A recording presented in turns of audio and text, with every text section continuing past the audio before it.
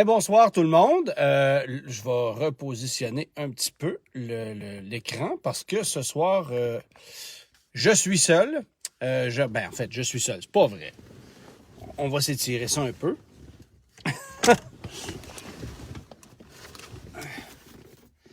On va installer Germain avec nous. Vous ne le voyez pas là, hein? Si je fais ça comme ça, c'est dur de le faire tenir. Mais bref, il est avec nous en pensée. Alors bonsoir à tout le monde. Germain n'est pas... Germain, je m'excuse, j'ai pas eu le temps d'installer... J'étais à la dernière minute et je n'avais pas vu le temps passer. Et t'es avec nous, mais en arrière, là. Enfin bref. Bonsoir à tout le monde. GG en carton qui est avec nous, dit Dominique Malo. Merci d'être là. Germain ne peut pas être présent avec nous parce que monsieur est quelque part en Utah en train d'essayer des prototypes Jeep avec un paquet de monde. Il y a des gens qui sont actuellement au Salon de l'Auto de New York. D'autres sont avec Germain de notre domaine pour faire l'essai d'un paquet de modèles Jeep. Ils appellent ça le Easter Safari. Ça se passe en Utah. Ils font du 4x4. Ils s'amusent énormément. Et moi, je suis de retour de Californie depuis hier. Alors, un petit peu sur le décalage légèrement encore. C'est pas trop pire, honnêtement. Mais bref, c'est ça. Alors, je ne suis pas du Salon de New York cette année. Et honnêtement, à la lumière de ce que je peux voir jusqu'à maintenant, je manque pas grand-chose. Salut à Steven qui est avec nous, à Réal qui est avec nous. Alors non, c'est ça. Le Salon de New York, je manque pas de grand-chose ce soir. On va revenir sur ce qui a été dévoilé un peu aujourd'hui, mais c'est vraiment, vraiment pas impressionnant jusqu'à maintenant. Mais en attendant, j'ai quand même pris soin de composer la question du jour. En fait, Germain n'étant pas là, et c'est lui qui, chaque semaine, décide de nous composer une question du jour. Alors, je veux savoir quelle est la Camaro la moins rapide de l'histoire, la Chevrolet Camaro la plus lente qui a été fabriquée dans toute l'histoire des Chevrolet Camaro entre 1967 et aujourd'hui. Alors, si vous avez cette réponse-là, mais il faut être précis dans votre réponse, évidemment, parce que il y en a eu des modèles qui n'étaient pas particulièrement impressionnants, alors ça prend la bonne réponse. Justement, parlant de réponse, je voulais juste apporter une petite nuance, parce qu'aujourd'hui, j'ai reçu un message de quelqu'un qui était visiblement en beau maudit après moi parce que je n'avais pas pu répondre à sa question qu'il m'avait envoyée via Facebook dans la journée. Et monsieur se magasinait une voiture et comme je n'ai pas pu répondre dans la journée, il a décidé de se désabonner de ma page en m'envoyant une lettre de bêtises. Et bon, c'est correct là qu'on reçoive des insultes. C'est pas correct, mais ça fait partie de la game qu'on reçoive des insultes. J'écoutais hier soir la reprise de Tout le monde en parle de dimanche dernier où il y avait Kim Lizotte qui mentionnait qu'elle recevait des photos d'anatomie masculine sur une base régulière. Il y a des gens qui envoient toutes sortes d'affaires. Alors moi, des fois, je reçois des insultes parce qu'on me traite de vendu à Volkswagen, d'anti-Ford, de pro-Tesla, de tout ce que tu voudras. C'est correct, j'ai pas de problème avec ça. Mais il faut comprendre un truc. Des fois, je reçois des insultes gratuites parce que les gens sont frustrés que je ne réponde pas dans la seconde à une question qu'ils veulent me poser. Peu importe c'est quoi, évidemment, ça tourne toujours autour de l'automobile. Il faut juste comprendre que des questions, il en rentre entre 50 et 100 par jour uniquement dans ma page Facebook. On a quand même des réponses assez précises là en ce qui concerne la Camaro. Alors, je veux juste faire comprendre aux gens que je ne suis pas sur mon ordinateur à attendre que vous m'envoyiez des questions 24 heures sur 24 et il se peut que je ne puisse pas répondre et il se peut que je réponde mais avec un délai qui va dépasser le cap du 15 minutes ou même d'une semaine ou même de 2 semaines. Quand j'ai la chance, je vais fouiller dans mes questions. J'essaie de répondre au moins à 2, 3, 4 questions par jour, mais parmi les 50, 100 que je reçois, c'est pas évident de répondre à tout le monde. Il y a beaucoup de questions qui reviennent. Et il faut aussi comprendre que si je réponds à une de vos questions, ça se peut malheureusement que si vous répondez à cette réponse-là, je ne sois pas capable de répondre non plus dans l'immédiat ou dans les 2-3 jours qui vont suivre.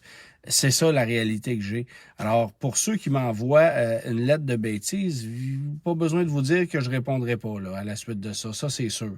Il y a des gens qui sont bien contents quand je leur réponds après 2 semaines, puis c'est correct. Puis il y a des gens, ça se peut que je puisse répondre dans la même journée, même dans la même demi-heure, mais c'est une question de timing, puis c'est pas toujours évident de le faire. Alors, je voulais juste passer ce mot-là pour vous faire comprendre ça, parce que il y a des gens qui visiblement pensent que je suis un serviteur et que les gens peuvent répondre comme ça instantanément, et ça se fait pas comme ça. Alors, salutations à un certain Richard qui de toute façon m'écoute pas parce qu'il s'est désabonné de ma page et c'est bien correct comme ça.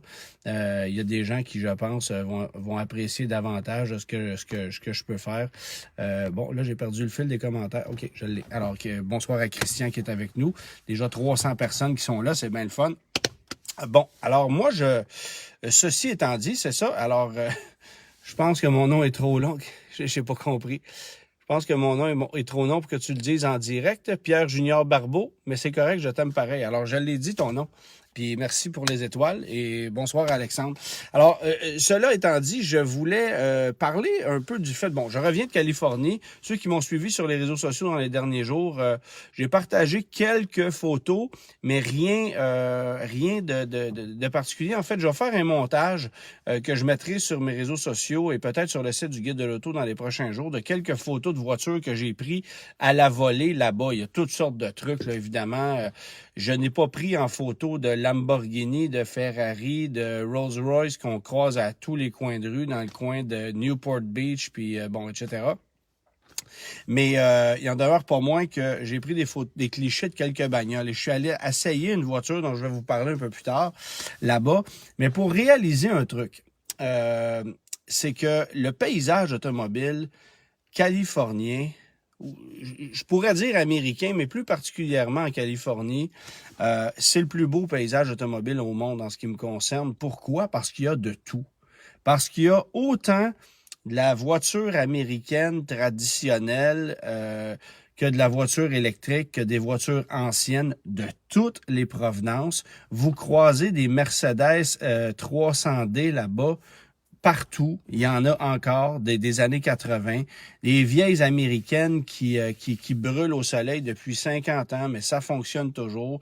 Des voitures modernes, il y a de tout, bref. Et quand on va du côté de l'Europe, et on dit, ils sont chanceux eux autres parce qu'ils ont des voitures familiales qu'on n'a pas, ils ont des voitures de performance qu'on n'a pas, c'est vrai. Mais il y a juste des voitures européennes, des Renault, des Peugeot qu'on n'a pas et des familiales BMW, Mercedes, Audi de performance qu'on n'a pas ici. Il y a cet élément-là en Europe. Quand on va en Asie, oui, il y a des voitures japonaises super tripantes, mais il n'y a que ça. Alors qu'en Californie, il y a de tout, il y a vraiment, vraiment de tout. Il y a des voitures qui sont importées d'un peu partout. Il y a des vieux Jeeps, des vieilles camionnettes qui roulent depuis 50, 60, 70 ans. Ça t'offre la run. Il y a de la voiture exotique au pied carré. Bref, on se rince l'œil comme nulle part ailleurs sur la planète pour un amateur d'automobile. Et c'est ce que j'ai fait cette semaine. Et j'ai d'ailleurs réalisé que c'était une terre de prédilection, pas seulement pour découvrir des belles voitures, des vieilles voitures de toutes les origines, mais aussi pour réaliser que les voitures qu'on n'a pas ici, c'est-à-dire, et quand je dis qu'on n'a pas, c'est, bon, on vit actuellement une pénurie dans le monde de l'automobile, et cette pénurie-là, ben, on nous fait croire que c'est une question de COVID, c'est une question de manque de transport, de puces électroniques, de semi-conducteurs qu'on n'a pas dans les véhicules. Et c'est vrai que les cours sont vides, puis qu'on attend après des véhicules, puis bon, c'est interminable. Mais quand tu vas en Californie, après t'être fait dire chez un concessionnaire Ford qu'on n'a pas de Bronco avant 1 an, que le Maverick hybride, ça va prendre 18 mois, tu arrives là-bas, tu passes devant un concessionnaire Ford, il y a 20 Broncos en inventaire et des Maverick hybrides, t'en croises pas à tous les coins de rue, mais t'en croises tout le temps, souvent, il y en a partout, c'est là qu'ils se vendent. Et les constructeurs automobiles, de plus en plus, me donnent l'impression de vouloir concentrer leurs activités là où se trouve le marché réel, là où se trouve l'argent également, parce que pas besoin de vous dire que c'est plus intéressant de vendre un véhicule aux États-Unis qu'au Canada pour toutes les raisons que vous pouvez imaginer, et parce qu'il y a un bassin de population là-bas qui s'intéresse à tout ce qui roule, et qu'on peut vendre ça à des prix faramineux, les gens vont payer contents, les gens... Bon, bref, la Californie, c'est la Californie, ben c'est là-bas que se trouvent les véhicules. Je me suis rendu samedi dernier dans une exposition de voitures, un rassemblement de voitures là, d'amateurs de bagnoles. Je vous jure, s'il n'y avait pas 50 Corvettes de 8e génération sur place, sur les 400 voitures qu'il y avait là-bas, il n'y en avait pas une. Il y en avait de toutes les couleurs, de toutes les versions, coupées, décapotables, rouge, blanc, noir, bleu, vert forêt. Il y en avait de toutes les versions. C'était incroyable. Comme si c'était une voiture commune. Comme si c'était littéralement la voiture du peuple dans cet endroit-là. Bon, vous allez dire que clairement, c'est un rassemblement de voitures dans un quartier huppé en banlieue de Los Angeles, oui, mais on nous fait croire ici qu'une Corvette, c'est rare, c'est 2 ans et demi, 3 ans d'attente. La vérité, c'est que les concessionnaires n'ont pas de pouvoir sur ce que Chevrolet va faire et on envoie les Corvettes aux États-Unis. C'est pas plus compliqué que ça. On en a vendu 33 000 l'année passée aux États-Unis, des Corvettes. C'est pas rien, là. C'est 36 % d'augmentation par rapport à 2020. Bon, qui était une année pas évidente, là. Mais déjà, en 2020, les Corvettes, on en fabriquait. Elle avait connu une hausse, la nouvelle Corvette, en raison de son arrivée. Bon, pas besoin de vous dire pourquoi. Alors, 35 % d'augmentation, 36 % d'augmentation de vente pour la Corvette aux États-Unis, alors qu'ici, ben, le pourcentage était loin d'être le même. C'est sûr qu'on en a vendu plus que l'année précédente, bien sûr, mais elles se font attendre, les Corvettes. Les concessionnaires se font dire, peut-être tu vas en avoir 3, peut-être tu vas en avoir 4. Les gros concessionnaires, peut-être 10, 12, dans le meilleur des mondes. Là-bas, ben, tu passes devant un concessionnaire Chevrolet, il y en a.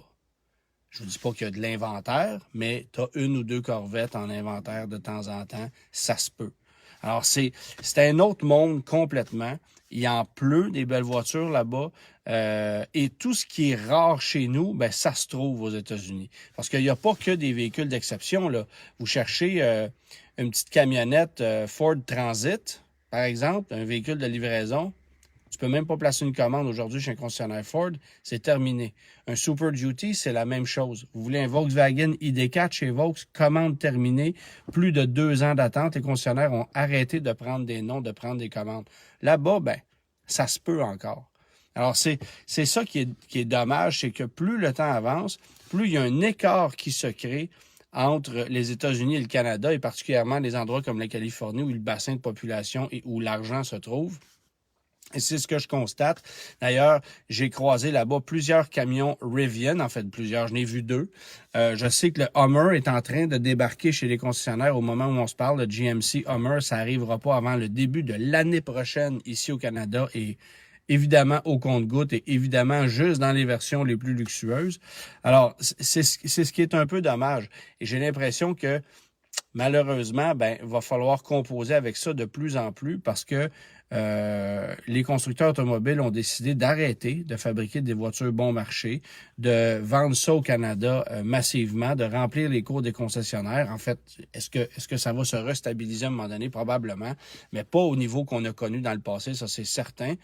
Et c'est sûr que les concessionnaires canadiens se plaignent auprès des entreprises. Par exemple, GM Canada, Ford Canada, Honda Canada. On se plaint auprès des entreprises, mais même là, les divisions canadiennes de constructeurs américains ou japonais n'ont pas de pouvoir par rapport à ce qu'on peut faire aux États-Unis. Et si certains constructeurs ont un pouvoir politique, les 3 Américains, Honda et Toyota, parce qu'on a des usines en Ontario, ben, il en demeure pas moins que c'est rien à comparer de ce qui se passe de l'autre côté. Mettez-vous à la place de Ford, par exemple, ben, vous avez 51 États, le Canada étant le 51e. Et c'est un mal nécessaire parce qu'on sait qu'on va vendre des véhicules ici avec évidemment un revenu qui est moindre de 20-25 % en raison du taux de change. Faut homologuer les véhicules pour les envoyer au Canada, faut changer les étiquettes. Faut faire il y a un paquet d'éléments qui font que c'est très complexe de vendre un véhicule ici, alors qu'on pourrait très bien tout vendre la production du côté des États-Unis sans même considérer le Canada dans certains cas, dans le cas de certains modèles, et je pense à la Corvette, et je pense au Bronco, et je pense à... Bon, alors, c'est dommage de voir qu'on est rendu là, mais c'est ce qui risque d'arriver de plus en plus, cette pénurie de véhicules-là qui va nous frapper solidement, et ça va créer un écart entre ce qui se passe au Canada, la disponibilité des véhicules au Canada et celle qu'on retrouve aux États-Unis. Et c'est dommage. Mais la beauté de la chose, c'est que comme le dollar gagne du terrain, du moins le dollar canadien gagne un peu de terrain, bien, quelqu'un qui veut vraiment avoir un véhicule, il y a toujours la possibilité d'aller en chercher un aux États-Unis. Mais là, il faut payer les taxes 2 fois. Est-ce qu'il y a une garantie qui est transférable? Bref, il y a cette possibilité-là pour quelqu'un qui a bien de l'argent puis qui veut pas attendre. Puis ça s'en vient, là, mais on va voir comment ça se stabilise. Mais en attendant, là, ne soyez pas dupes, là. Quand Ford vous dit qu'on n'a pas de Bronco avant un an et demi, c'est pas parce qu'il n'y a plus de semi-conducteurs. C'est parce que la production s'en va ailleurs, là où c'est plus payant. C'est ça la vérité, malheureusement. Bon, évidemment, j'ai voulu vous parler du paysage automobile là-bas parce que je suis allé essayer des véhicules. Et avant de vous parler de la voiture que j'ai conduite en Californie, un mot sur le Hyundai Nexo, qui est un véhicule à hydrogène qu'on vend là-bas en vente libre. J'en ai croisé quelques-uns, même que j'en ai suivi un sur l'autoroute là-bas. Et c'était assez particulier de voir... Bon, le conducteur était assez téméraire d'ailleurs, là, poussait sa machine à fond assez régulièrement, accélérait, décélérait. Et ça a eu un drôle d'effet parce que moi, je me trouvais juste en arrière de lui. Et à chaque fois qu'il accélérait, ben, je recevais un splash d'eau parce que, évidemment, on le sait, un véhicule à hydrogène, c'est un gaz et tout ce qui sort du pot d'échappement, c'est des vapeurs d'eau. À chaque fois qu'il donnait un coup d'accélérateur, ben, je recevais ce splash d'eau-là qui salissait littéralement ma voiture. Là, même si c'est juste de l'eau, ben, la voiture a une poussière, vous savez ce que ça veut dire. Mais je trouvais ça assez bizarre comme sensation de suivre un véhicule qui n'émet qui a aucune émission polluante officiellement, mais qui me garochait de l'eau comme ça à tout bout de champ. C'était assez spécial de voir aller ça. Évidemment, ben, le Nexo, moi, j'ai pu le conduire ici même au Québec. Il y avait une unité qu'on trouvait que j'avais pu conduire dans la région de Québec où il y a une station de recharge ou une station de ravitaillement pour l'hydrogène. Alors, j'avais conduit le véhicule là-bas, ça ne m'avait pas particulièrement impressionné, mais de le suivre dans le paysage et de voir ce qu'un véhicule à hydrogène peut faire comme effet et de se faire arroser par un véhicule à hydrogène, j'ai juste trouvé ça cocasse. Par contre, j'avais pas mal plus de fun au volant de la voiture dans laquelle je me trouvais. Une Cadillac CT5V Blackwing à boîte manuelle, moteur V8 de 668 chevaux. Une bagnole, la dernière de sa race, ça c'est clair. L'auto passait pas inaperçue. Ceux qui ont vu quelques images sur ma page Facebook ont vu. Elle était, ils appellent ça bleu électrique chez Cadillac, mais c'est bleu schtroumpf, là, littéralement.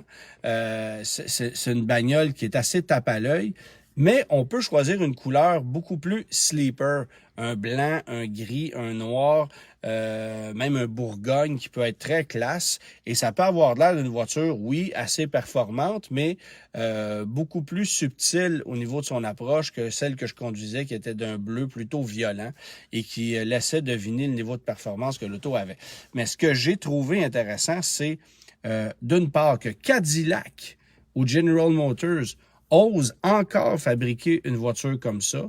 Je le disais, c'est la dernière de sa race parce que c'est la dernière berline 4 portes à moteur V8 suralimenté avec une boîte manuelle roue motrice arrière. Il n'y a aucune autre voiture ou berline actuellement qui offre ce type de configuration mécanique-là en ce moment.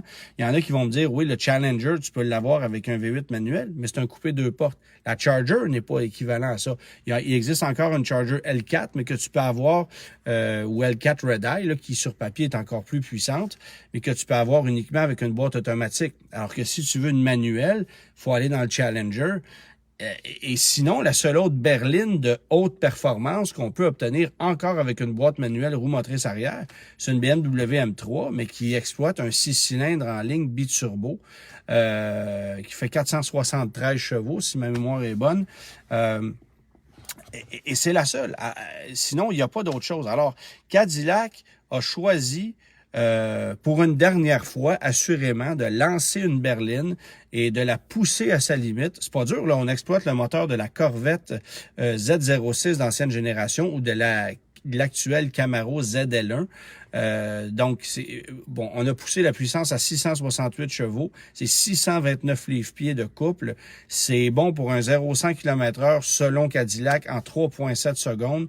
Quelque chose comme en bas de 12 secondes pour le quart de mille, évidemment.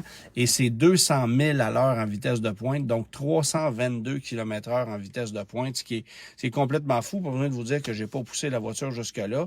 Mais le plaisir de conduire cette bagnole-là, c'est quelque chose. Et ce qui m'a impressionné, c'est bon, oui, c'est la configuration de la voiture, le fait que Cadillac ose offrir ça encore, mais aussi le fait que, contrairement à bien d'autres voitures musclées américaines, aussi raffinées soient-elles, ben cette bagnole-là est capable d'offrir le meilleur des mondes. Autrement dit, un niveau de confort qui est surprenant, de l'espace dans la voiture, une qualité de finition qui est correcte, là, mais qui n'est pas celle d'une Audi S8, évidemment, mais qui est très acceptable et qui est certainement plus impressionnante que celle d'une Charger L4, qui, soit dit en passant, va coûter le même prix ou à peu près. Alors, on est vraiment dans une voiture de luxe avec des sièges qui sont extraordinaires. Un look qui, à mon avis, est magnifique, mais des performances d'un muscle car complètement, avec la maniabilité d'une voiture européenne. Et ça, c'est le truc qui est intéressant. Parce que direction précise, ça colle au bitume, il y a une traction qui est impressionnante. Bon, Francis qui nous dit que la partie arrière de la voiture n'est pas super belle, ben ça c'est une question de goût. Moi, vraiment, je la trouve belle de tous les côtés, cette auto-là. Je trouve que autant que la CT4 me déçoit parce que on a pris l'ancienne ATS puis on a recarrossé une ancienne ATS pour faire une CT4 et c'est très ordinaire et ça sent le réchauffer pas à peu près. Autant la CT5, je trouve que la ligne est réussie. J'aime beaucoup le long museau, la petite partie arrière qui a à peu près pas de porte-à-faux à l'avant. Donc, les roues sont collées sur le pare-choc avant. Alors, ça fait un empattement qui est quand même assez long. Moi, j'aime bien ça. Je trouve que le look est vraiment réussi. Pas juste pour la CT5V Blackwing, parce que là, on a des voies plus larges, des ailes élargies. Bon, il y a plein d'éléments là, sur cette auto-là, mais je trouve qu'on a fait un coup de design franchement intéressant. Merci beaucoup pour les étoiles, tout le monde, bien apprécié. Alors, c'est vraiment une bagnole unique et ça se conduit bien. J'ai roulé 900 km avec ça. Bon, la seule chose, c'est que, évidemment, c'est 6,40 6,50 le gallon aux États-Unis. Donc, c'est 3,78 litres un gallon. Et si vous faites la conversion en dollars canadiens, ben ça coûte entre 2,20 et 2,30 le litre de super en Californie. Donc, pas besoin de vous dire que c'est quand même assez coûteux à rouler comme voiture. Mais bon, c'est une auto qui, dans le cas qui nous concernait, bon, la voiture que j'essayais coûtait 117 000 canadiens, prix d'entrée à 90 000 canadiens. Mais puis là, tu peux mettre des options. Mais dans cette voiture-là, il y avait une option que je prendrais assurément pas, qui était les freins de carbone céramique à 10 350 $. Oui, ça freine, évidemment, mais est-ce qu'on a besoin de ça, hormis si on fait de la piste? Ben, absolument pas.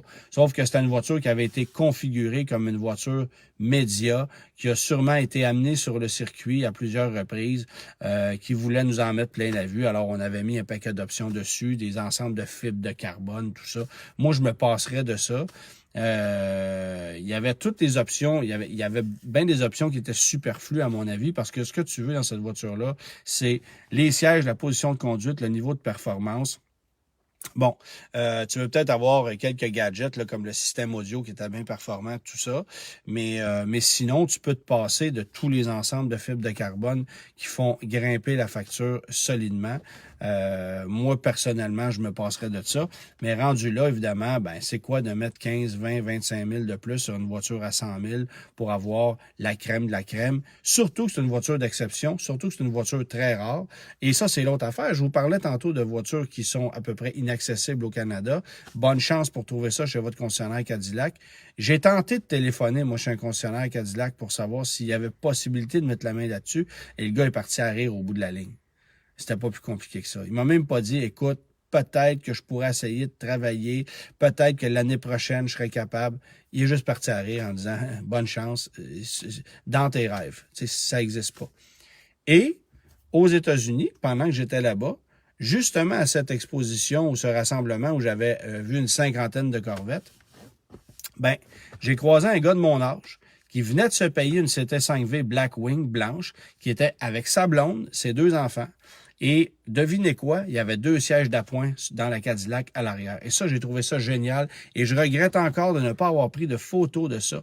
Parce que j'ai trouvé que c'était absolument génial de pouvoir joindre l'utile à l'agréable avec une voiture comme ça. Tout l'intérêt d'une CT5V est là. C'est-à-dire que le gars qui rêve de se payer un muscle car ou une voiture de très, très haute performance, mais qui a des besoins X, ben là, tu jumelles l'utile à l'agréable. Et pas avec un VUS, là. Oui, Cadillac va lancer un Escalade V, c'est correct. Mais un Escalade V, là, tu veux pas rentrer dans un virage avec ça, je vais dire une curve. Mais tu peux pas conduire ça de façon sportive. Ça fait juste accélérer. Et c'est vrai pour la grande majorité des VUS. Même un X4M, c'est haut sur pattes. Oui, c'est maniable. Un Porsche Macan, c'est maniable, ça va, mais c'est pas une voiture. Le centre de gravité n'est pas aussi bas. Tu n'as pas la maniabilité, tu n'as pas le plaisir, tu n'as pas le côté exclusif non plus. Parce que un Macan, que tu prennes une version avec un moteur 2 litres turbo de GTI ou que tu prennes la version la plus poussée, ben, ça reste un Macan. Alors, il y en a beaucoup de ces véhicules-là. Mais une CT5V Blackwing, c'est une voiture d'exception. Et j'ai trouvé que le gars s'était fait plaisir. J'ai jasé 5 minutes avec lui pour un peu comprendre pourquoi il s'était payé ça. Et justement, c'est un gars qui voulait avoir le meilleur des mondes. C'est un gars qui avait eu une BMW de série 5 avant. Et là, ben, était tombé en amour avec ce bolide-là. Et évidemment, ben, comme on est en Californie, le concessionnaire Cadillac avait accès à des unités. C'était pas la couleur qu'il voulait choisir, mais il a réussi à mettre la main sur un modèle qui était blanc. Et sa voiture était magnifique et il en profite à tous les jours. Et soit dit en passant, oui, c'est 100 000 $, mais il y en a combien des véhicules à 100 000 $ qu'on voit sur la route et dont on s'imagine pas la facture ou on réalise pas que c'est un véhicule d'exception? Vous croisez un GMC Yukon Denali, c'est ce que ça coûte. Vous croisez, je sais pas quel BMW X5 ou peu importe, c'est ce que ça coûte. Alors, bon, évidemment, vous allez dire qu'une CT5V Blackwing ici sur les routes du Québec à l'année, pas nécessairement, c'est vrai. Moi, j'oserais pas mettre ça dans la neige parce que je voudrais surtout pas l'abîmer, puis parce qu'il y a quand même des jupes qui sont assez basses, puis que c'est pas une voiture conçue pour ça. Mais il en demeure pas moins que ça ou une Shelby GT500, par exemple, je me pose pas la question 2 minutes. Parce que la Shelby, c'est la voiture d'été de haute performance américaine que tout le monde va vouloir avoir, ça va être la bébelle, alors que cette CT5V Blackwing-là, personne ne va acheter ça. Et soit dit en passant, manuel. Ça, c'est l'autre truc. Ça impressionne les gens. Ben, ça impressionne les gens. C'est impressionnant de voir que Cadillac revient avec un bolide de haute performance comme ça et qu'on ose l'offrir avec une boîte manuelle. C'est quand même pas rien. Puis ça m'a rappelé un truc. Lorsque j'avais fait la route 66 en 2018 avec la grosse brune, dans laquelle je me trouve présentement, je m'étais retrouvé quelque part au Nouveau-Mexique, dans un petit village dont le nom m'échappe. Et j'étais arrêté me prendre un café, tout simplement. Et en sortant du restaurant, j'avais vu 2 prototypes de CT6V. qui étaient stationnés là. Donc, les gars travaillaient pour GM et faisaient des essais. La voiture était complètement camouflée, mais on pouvait déceler que c'était quand même une CT6, mais avec les deux gros pots d'échappement, et j'avais entendu la machine. Et on sait que Cadillac avait travaillé à l'élaboration d'une CT6V qui devait se retrouver sur le marché. Finalement, c'est jamais arrivé. Mais ce qu'on a fait, c'est prendre toute la technologie qu'on avait développée pour la CT6V et l'adapter à cette CT5V Blackwing-là. Donc, on a décidé d'abandonner la CT6 pour des raisons évidentes. Il n'y avait pas de marché pour ça. Mais par la suite, on a décidé de quand même conserver tout ce qu'on avait fait de recherche et développement pour la voiture et l'adapter à la CT5 qui est arrivée juste un peu plus tard. Alors, j'ai trouvé que c'était une bien bonne idée. Bon, évidemment, pas besoin de vous dire que cette voiture... Pourquoi les produits Cadillac perdent 50% de leur valeur les 24-36 premiers mois? Ben là, d'abord, je veux juste vous dire une chose. On ne parle pas d'un XT5, là. On parle d'une CT5V Blackwing qui ne perdra pas un sou de valeur, c'est garanti. Et c'est à peu près la même chose pour les Escalades. Et ça sera encore pire pour les Escalade V qui, eux, vont prendre de la valeur. Alors, tout dépend du véhicule Cadillac que vous regardez. Il y en a qui perdent de la valeur un peu plus que la moyenne, c'est vrai, des XT5, des XT6. C'est pas des véhicules super convoités sur le marché d'occasion. Puis je dirais même une CT4. Là, vous achetez une CT4, c'est pas une auto qui va se revendre facilement. Mais dans le cas d'une CT5V, d'une Blackwing et d'un Escalade, c'est des véhicules qui conservent une super valeur. Ça, c'est évident. Alors, ben là, j'ai perdu le fil un peu, mais tout ça pour dire que voilà, CT5, c'était une sacrée belle machine. Là, je vais aussi vous parler rapidement du salon de New York qui a lieu en ce moment. Bon, il y a eu des dévoilements, là, facelift du Hyundai Palisade, du BMW X7. Qu'est-ce qu'on aurait dessiné aussi? Subaru Outback, on a changé les moulures sur les ailes, les lumières en avant. Rien de bien impressionnant. Par contre, on a présenté le Grand Wagoneer L. Parce que le Grand Wagoneer n'était pas encore assez grand. Bien, on en a présenté un plus grand, allongé de 12 pouces, 7 pouces de plus d'empattement, 12 pouces de plus de longueur. Bon, évidemment, on va aller rivaliser avec des Suburban Yukon XL Expedition Max avec ce modèle-là. Mais la grande nouvelle, c'est que, bon, on a présenté le Wagoneer / Grand Wagoneer. Et la grande nouvelle, c'est que ça sera le premier véhicule de la grande famille Stellantis à recevoir le nouveau moteur Hurricane, qui est ce 6 en ligne biturbo de 3 litres qu'on va exploiter. Bon, avec le Wagoneer, ça sera une version à 420 chevaux qui va venir remplacer le moteur MI qui fait actuellement 357 chevaux, si ma mémoire est bonne, 5,7 litres. Et dans le cas de la version Grand Wagoneer, ben, plutôt que d'utiliser le 6,4 MI de 435 chevaux, si ma mémoire est bonne, ben là, on va avoir un moteur qui fait 510 chevaux, moteur Hurricane, mais en version à chaud, donc à 510 chevaux. Plus puissant, évidemment, ça risque d'être super intéressant au niveau du couple. C'est 500 livres de couple pour le moteur la version la plus puissante des deux. Mais ma déception, c'est que Jeep a annoncé que dans les deux cas, c'est-à-dire autant avec le moteur de 420 chevaux que le moteur de 510 chevaux, la moyenne de consommation par rapport à l'équivalent du moteur MI offert dans la version régulière allait baisser de 1,7 litres au 100.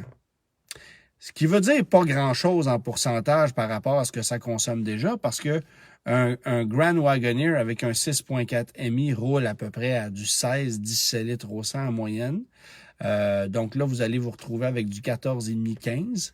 Et dans le cas d'un Wagoneer, ben peut-être avec du 13,5-14 au lieu d'avoir du 15-15,5. Alors, ça va demeurer des véhicules super gourmands. Il n'y a pas d'assistance hybride sur ces mécaniques-là pour le moment. Bon, évidemment, c'est le gros monstre américain, là. Et quand on va comparer ça avec ce que fait la concurrence actuelle, bon, Ford avec le 3.5 EcoBoost, GM avec un 6.2 de 420 chevaux, ça risque d'être un moteur assez impressionnant. On va souhaiter qu'il soit fiable. Mais le Grand Wagoneer, c'est certainement pas un véhicule conçu pour être économique. Je pense, par contre, qu'il aurait été intéressant d'avoir une version hybride rechargeable de ce véhicule-là. Et ça risque de venir... Bon, je m'excuse, je suis en train de m'en ouvrir une petite Perrier, là, évidemment. Ça risque d'être assez intéressant parce que avec un hybride rechargeable dans un véhicule comme ça, ben on pourrait justement réinventer un peu le genre. Parce que pour le moment, il n'y a personne qui offre ce genre de technologie-là dans un gros VUS de luxe pleine grandeur. Cadillac va probablement le faire prochainement, mais en attendant, on va donner un grand coup avec l'Escalade V qui va être dévoilé d'ici quelques semaines à peine. Du côté que chez Lincoln, chez Ford, ben on n'a aucune idée de ce qui se passe avec l'expédition puis le Navigator, mais on perd des parts de marché à chaque jour. Inutile de vous dire que chez Lexus, avec un LX 600, on n'est pas là du tout. Alors, c'est un marché qui est vraiment particulier, qui est très lucratif, et c'est pour ça que Jeep a décidé d'investir massivement là-dedans. Je peux pas vous dire que je le trouve particulièrement beau, le nouveau Grand Wagoneer ou Grand Wagoneer L, mais c'est quand même un véhicule qui va très, très, très bien.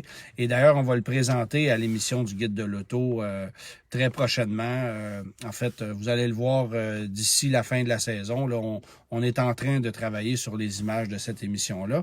Et parlant de l'émission du Guide de l'Auto, ben la première a été diffusée... La première a été diffusée samedi dernier, pardon. Ça s'est retrouvé ensuite sur mes réseaux sociaux. Donc, ceux qui le manquent à TVA le samedi 11h30 et qui n'ont pas d'enregistreur, ben, vous pouvez l'écouter sur ma page YouTube, ma page Facebook, sur le site du Guide de l'Auto en section aussi. Fait qu'on le partage un peu partout. Alors, la première émission, ça portait sur la Golf R. On a eu pas mal de bons commentaires. J'étais bien content et tout le monde nous a dit que l'émission était malheureusement trop courte. Alors, est-ce que TVA nous donnera la chance un jour d'avoir plus d'espace pour faire une émission d'une heure? Peut-être, mais en attendant, on a une demi-heure pour faire notre émission et on est déjà bien content de ça. Et je dis on parce que c'est bien sûr un travail d'équipe, là. Je veux souligner la présence de Gabriel Gélina, de Mathieu Roy qui travaille sur l'émission, toute mon équipe technique, puis mon co-réalisateur, mon producteur, Johan Leduc, avec qui je travaille depuis des années. Alors que c'est bien important de souligner le travail de ces gens-là parce que c'est pas quelque chose qui se fait seul, ça c'est certain. C'est un gros travail de monter une émission comme celle-là. Il y a Normand qui me demande pourquoi on n'a pas vu Gabriel derrière le volant. Gabriel, en fait, on a choisi, Gabriel et moi, de s'échanger le volant, c'est-à-dire une émission, c'est lui qui conduit, moi je suis passager, l'autre émission, c'est le contraire, puis on se partage le volant comme ça. Alors, Gabriel a pris le volant de la Golf R, c'est-à-dire, non, il était pas au volant de la Golf R, la première émission, il va être au volant de la voiture qu'on va présenter ce week-end, qui est la Ioniq 5 de Hyundai. Alors ça risque de faire jaser parce que c'est une auto dont on entend parler à tous les jours. Il y a Pierre qui dit « Je pensais voir Gabriel faire de la drift, mais attendez, ça s'en vient, ça sera pas bien long. Dans 2 émissions, dans 3 émissions, en fait, vous allez le voir s'amuser au volant d'une voiture d'exception, vraiment un bolide d'exception. J'en ai d'ailleurs parlé tantôt, alors peut-être que si vous avez... retenu tout ce dont j'ai parlé tantôt, la voiture dont j'ai parlé va se retrouver à l'écran dans 3 semaines et c'est Gabriel qui va prendre le volant de ça. Je pense que Gabriel avait partagé des photos aussi sur sa page Facebook, alors si vous voulez aller voir ça. Mais toujours est-il que on s'échange le volant d'une émission à l'autre comme ça. Et ce week-end, Gabriel est allé faire un reportage avec la Porsche Cayman 718 GT4 RS. est allé conduire ça à Willow Springs. Alors, vous allez pouvoir voir ça.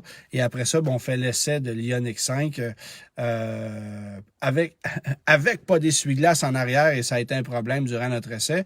Mais ce qui est drôle aussi, c'est que Mathieu Roy s'est joint à nous aussi pour analyser un peu l'ergonomie de la planche de bord, les accessoires, les gadgets électroniques qu'on retrouve là-dedans. Parce que de plus en plus, dans les voitures qu'on conduit, on retrouve énormément de technologies qu'on n'a pas nécessairement toujours envie ou qu'on est capable de tester adéquatement. Parce que de conduire une voiture pendant 4, 5, 6 jours, c'est difficile de dire, on va télécharger l'application, on va regarder tout ce qui existe comme gadget, comme accessoire dans cette auto-là, dans les écrans. On n'a pas le temps de faire ça. Et ça, c'est le dada de Mathieu qui a décidé de mettre l'épaule à la roue puis d'étudier comment la voiture était montée. Il y a quand même des gags qui sont assez drôles avec ce qu'il a fait là-dedans. Donc, ça sera une analyse un petit peu plus poussée, si vous voulez, de l'Ioniq 5 parce qu'on l'a regardé sous différents angles et parce que c'est une auto qui a fait énormément jaser et qui a d'ailleurs remporté aujourd'hui 3 prix au Salon de l'Auto de New York. Donc, le prix de la voiture électrique mondiale de l'année, le prix de la voiture mondiale de l'année et le prix du design de l'année. Alors, un trio pour cette voiture-là. Faut dire que le jury du World Car of the Year a essentiellement voté que pour des véhicules électriques cette année. Je pense que l'e-tron GT était là-dedans. Kia V6, ma mémoire est bonne. Enfin bref, il y avait que des véhicules électriques là, qui ont gagné des prix. Le monde est en train de changer. Le monde automobile est en train de changer. Ça, c'est évident. Alors voilà, il va falloir s'y faire. Ceux qui n'aiment pas les voitures électriques, désolé pour vous, mais profitez du peu de temps qui reste parce que d'ici quelques années, je pense qu'on va voir les véhicules à essence disparaître les uns après les autres. Maintenant, un mot sur le Salon de l'Autosport de Québec qui va avoir lieu 29, 30 et 1er mai prochain. Je vais vous en parler à toutes les semaines durant les prochaines semaines parce que moi, j'y serai en tant qu'invité d'honneur à bord de ma grosse brune, parce que j'amène la grosse brune sur place, et Germain qui est ici, virtuellement, ou en carton, là, c'est comme vous voulez. Germain, va faire partie de ce live-là aussi. On va être les deux sur place. On va être les deux sur place au Salon d'Autosport de Québec pour faire un live à bord de la Grosse Brune. Alors, on vous dira quand ça aura lieu. Excuse-moi, Germain, je vais te redéposer délicatement sur la banquette. Et ce qui va être le fun aussi, c'est que cette année, au Salon d'Autosport de Québec, ça c'était au Centre des foires de Québec, bien sûr, il y aura un encan sur 2 jours. Il y aura un encan, ça se passe le samedi. Je pense que c'est je regarde mes notes, 19h à 21h30 le samedi et de midi à 14h30 le dimanche. Encan où il y a des gens qui vont amener leur voiture sur place. Et moi, je vais amener une de mes voitures là-bas que je mettrai à l'encan, avis aux intéressés. Je vais vendre là-bas ma Volkswagen Rabbit GTI, qui est une Rabbit GTI 84 canadienne noire. Une auto qui a passé le cap des 400 000 km, mais qui est relativement originale, qui est très solide. Alors, je vais mettre ça à vendre là-bas à l'encan. Alors, qui sait si il y a des gens qui vont s'intéresser à ce modèle-là, mais il y a toutes sortes d'affaires et majoritairement, ça sera de la voiture américaine. Là. Je pense que je vais être un des seuls avec une voiture européenne sur le lot. Mais il y a beaucoup d'inscrits. Michel Barrette va vendre 2 de ses voitures là-bas aussi à l'encan. Et vous pouvez assister à l'encan autant de façon virtuelle que sur place. Et si vous vous déplacez sur place, sachez que l'entrée est gratuite parce qu'en quelque sorte, vous allez débourser 20 $ pour rentrer sur le site, mais on va vous redonner un coupon de 20 $ pour l'épicerie de chez Métro. Alors, c'est comme si ça vous coûtait rien pour vous rendre sur place. Faut payer le parking, par exemple. Ça on n'a pas le choix, on s'en sort pas. Soit dit en passant, je me suis retrouvé dans des hôtels cette semaine du côté de la Californie où la tarification pour le stationnement, moi, j'avais jamais vu ça. Payer 46 $ de stationnement par jour à l'hôtel, faut le faire, américain. C'est quand même pas mal de sous. Et pour un hôtel dont le coût de la chambre était pas si élevé, là. Alors, on peut qualifier que le coût du stationnement était l'équivalent du tiers du coût de la chambre, là. Alors, ça vous donne une idée. On peut charger des montants faramineux pour le stationnement en Californie. Ça, c'est quand même quelque chose.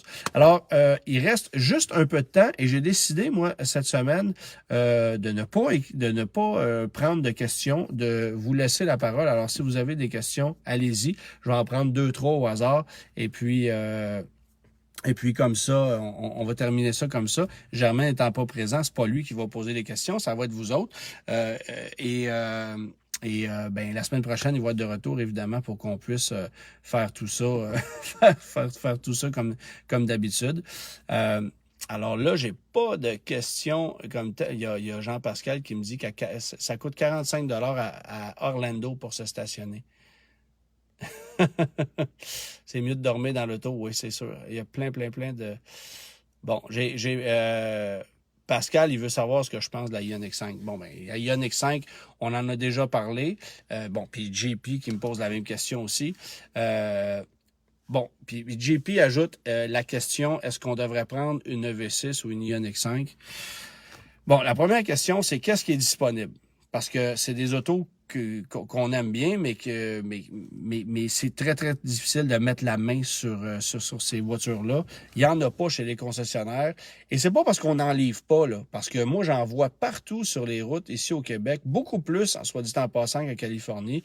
Alors, c'est une voiture qui connaît énormément de succès ici, mais ça pourrait devenir, selon moi, le véhicule le plus populaire de Hyundai tellement on en vend, sauf qu'on n'a pas d'inventaire. Puis là, la liste d'attente s'allonge.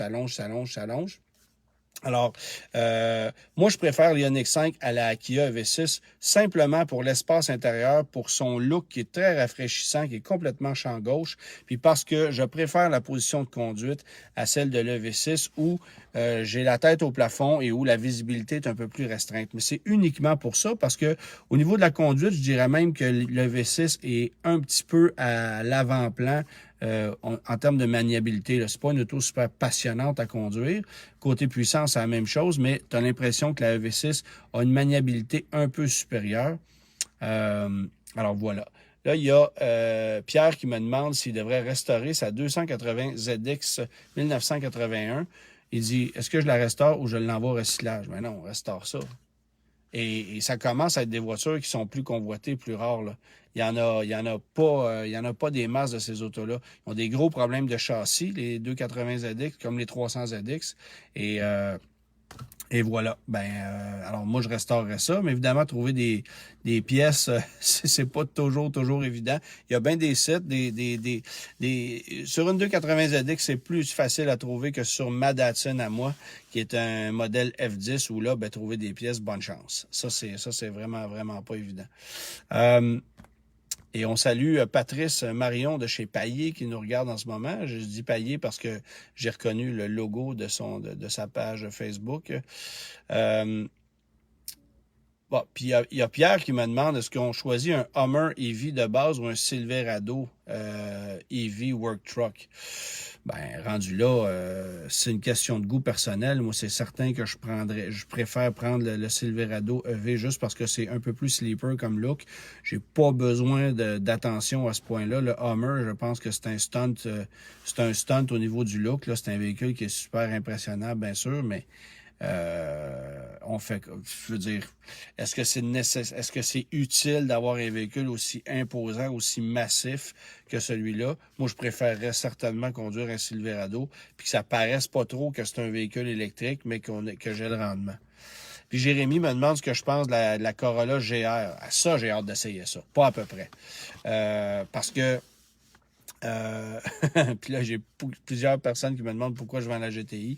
La Corolla GR, là, c'est l'ultime Toyota Corolla qu'on n'a jamais eu. À 300 chevaux, 4 roues motrices, boîte manuelle, c'est une rivale de la Golf R. Et j'ai juste hâte de voir à quel point les ingénieurs de Toyota ont travaillé pour en faire une voiture le fun. Parce que peut-être qu'elle est compétente, mais ça se peut que la voiture soit pas si amusante à conduire. je doute que ça va être le fun, là, mais est-ce qu'on va réussir à faire une voiture aussi précise, aussi pointue qu'une Civic Type R, par exemple, ou aussi raffinée qu'une Golf R? Alors ça, j'ai hâte de voir ça. Et pourquoi je vends la Rabbit GTI? Ben, tout simplement parce que j'ai peut-être un peu trop de voitures, parce que la Rabbit GTI, je les connais, ces voitures-là, j'en ai eu dans le passé. J'ai une Corrado aussi à la maison.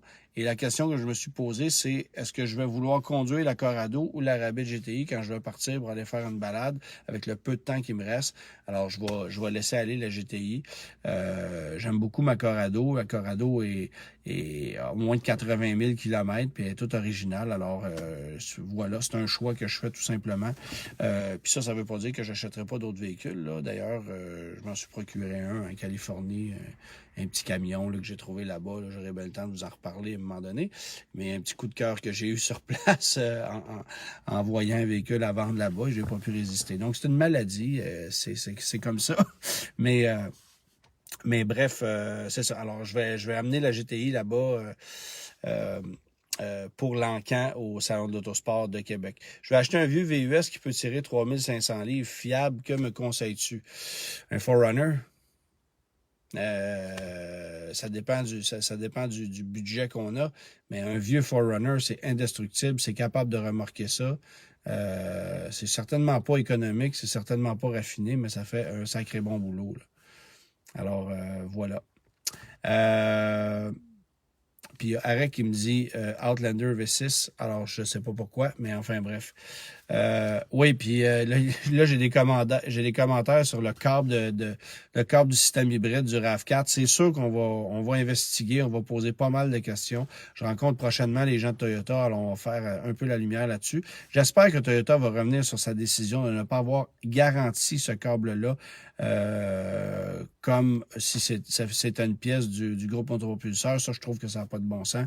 Et pour ceux qui sont pas au courant, ben le câble, c'est un câble qui corrode, qui fait partie du système hybride. Et grosso modo, ça coûte 8 000 $ à remplacer.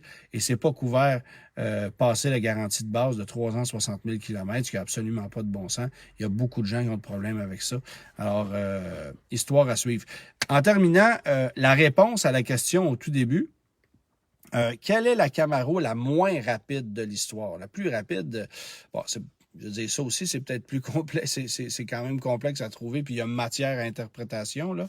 Je pense que c'est la Camaro ZL1 qu'on vend actuellement, là. Mais la moins rapide, c'est une Camaro 1983-84 à moteur Iron Duke, 2,5 litres de 92 chevaux et boîte automatique à 3 rapports. Alors, je vous donne les données de performance de ce groupe, parce qu'on pouvait avoir le moteur 2,5 litres Iron Duke de 92 chevaux avec une boîte manuelle à 4 ou à 5 rapports. Et il y avait aussi l'option d'automatique à 3 rapports, ce qui transformait la voiture en un véritable veau, ça c'est évident. 0-100 km/h en 15,8 secondes pour une Camaro. Quart de mille en 19,7 secondes et vitesse de pointe à 166 km/h pour une Camaro. D'ailleurs, le compteur de la voiture se rendait aux États-Unis là, à 85 000 à l'heure et au Canada, je pense que c'était à 130 km/h. Le compteur arrêtait là. Mais la vitesse de pointe était de 166 km/h. Alors oui, tu t'achetais une Camaro, mais tu avais une voiture qui était aussi lente qu'une Chevette, ou à peu près, parce qu'évidemment, c'était plus gros et c'était à peine plus puissant. Le 2,5 litres, on avait ça dans des grands dames, on avait ça dans une Fiero de base, c'est un moteur qu'on a mis un peu partout, mais dans une Camaro, ça avait juste aucun bon sens. D'ailleurs, on ne l'a pas gardé super longtemps, là. La majorité des gens prenaient minimalement le V6 de 2,8 litres. Sinon, ben, il y avait des options de moteur 5 litres, moteur 5,7 litres. Alors voilà. Fait que merci d'avoir été là. Salutations à Germain qui va être de retour avec nous la semaine prochaine.